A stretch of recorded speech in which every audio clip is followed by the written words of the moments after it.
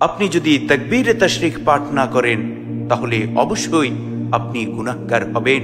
কেননা তাশরিকের দিনগুলোতে প্রত্যেকটা প্রাপ্তবয়স্ক নারী পুরুষের উপর তাকবীরে তাশরিক পাঠ করা ওয়াজিব।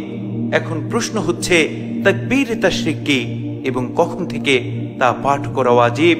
এর উত্তর হচ্ছে 9 জিলহজের ফজর নামাজের পর থেকে 13 জিলহজের আসর নামাজ পর্যন্ত মোট 23 ওয়াক্ত ফরজ নামাজের পর কোনো প্রকার কথা না বলে, কোনো প্রকার সুন্নত নফলের নিয়ত না করে একবার এই দোয়া পাঠ করা, আল্লাহু আকবার, আল্লাহু আকবার, লা ইলাহা ইল্লাল্লাহ, আল্লাহু আকবার, আল্লাহু আকবার, ওয়ালিল্লাহিল হামদ।